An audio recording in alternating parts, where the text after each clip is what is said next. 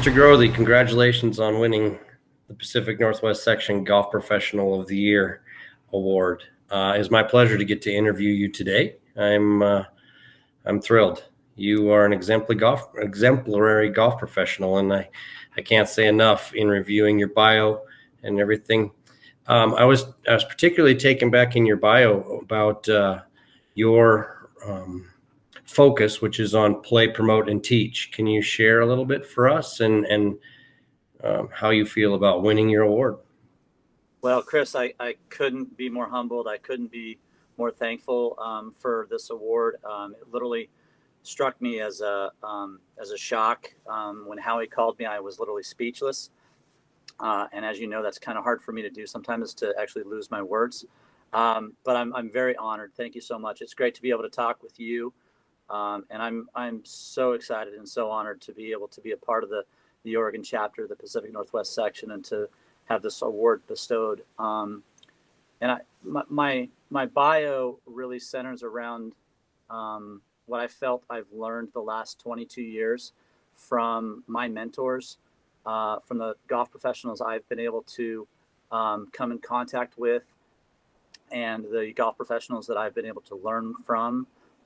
Sean McGowan, Vern Perry, Jerry Molds, Sean Fredrickson, Harold Bluestein, Barb Trammell, Laird Small, RJ Harper, the list goes on and on. And I think what I was able to do is take and look at what those successful golf professionals were doing and attempt to try and take what I could do from them. I couldn't ever emulate any and be like those great golf professionals myself. But I hoped I could take a little piece from each of them and make it my own. And play, promote, and teach is obviously a PGA mantra. John Kowalso was an exemplary professional for me to that level, and to play the game, to promote the game, and to teach the game.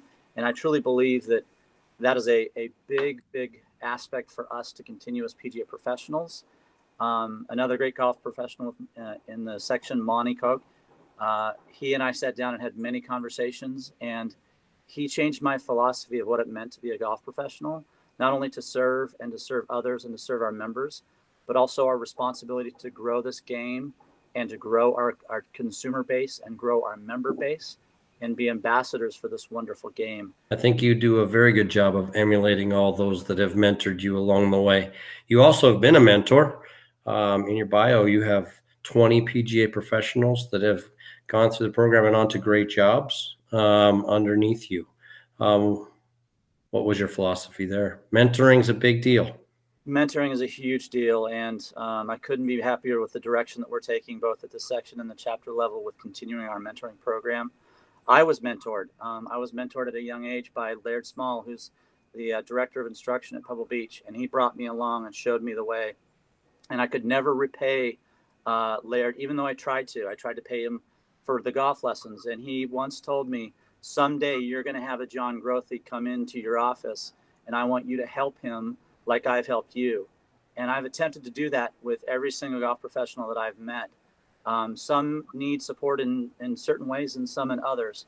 And I have found that I didn't realize it at the time, but that is truly my passion within this business, is to have someone off and be successful. And I share in just the smallest part that person's success as well. And I couldn't be prouder when I hear or see something in the trades, or I make a phone call and someone answers the phone and it's the head professional and I happen to know that name, and they might have remembered me.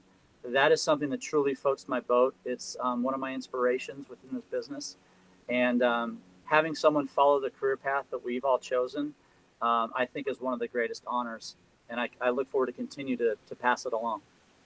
Let's get into your inspiration, particularly your inspiration in this last season. We're all in this together. I think that's one of my messages tonight, is that we're in this together to lean upon one each other and also to care for each other.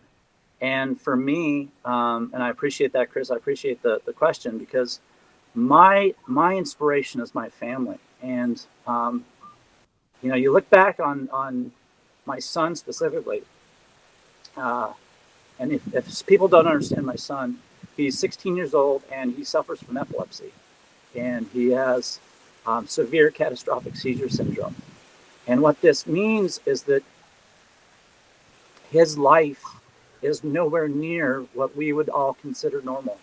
A normal night for us is seizures, is being up all night and not having a good day for us is just simply not having a seizure. In 2014, we almost lost him. He was in what's called status epilepticus, which was full-time seizures. And he had a 5-hour-long seizure, and we thought he was going to expire. Having a young man like that in your life is such a blessing, because it affords you perspective, and it affords you the opportunity to really see what's important. And this is my version, because it's different for everybody else. But to be able to have the honor to walk beside him every day has been amazing. And it allows you, when you go to the golf course and when you go see your members, to be in the moment with people and to really share an experience. Even though you might just be servicing them, you might be getting their pull cart, you might be scoring a tournament, you might be doing the mundane things that we all do.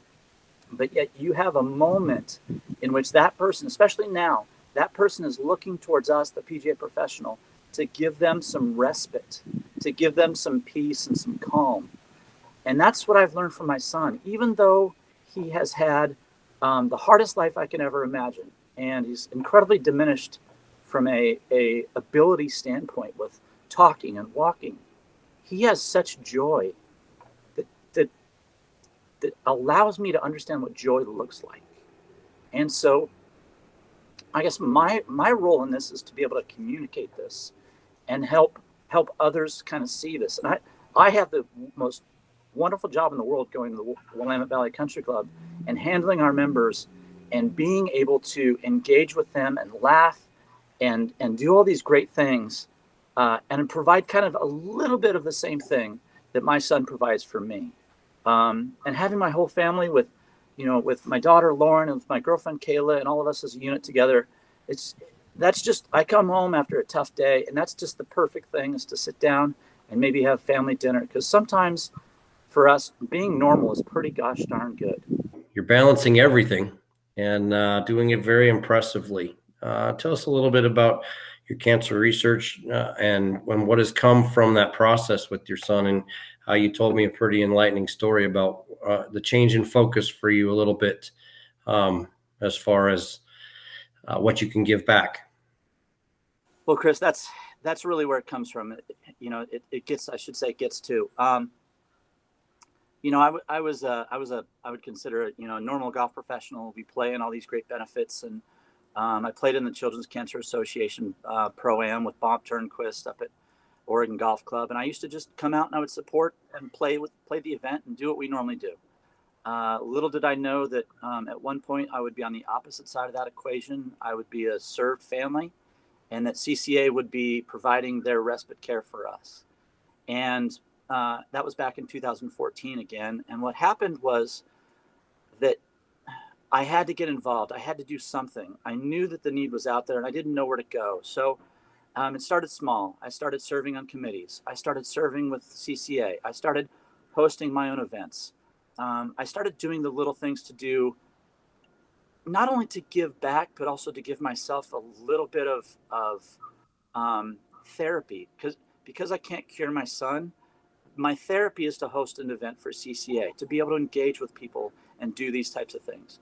And what I found, and I think this is really important, is that there becomes a tremendously positive upward cycle.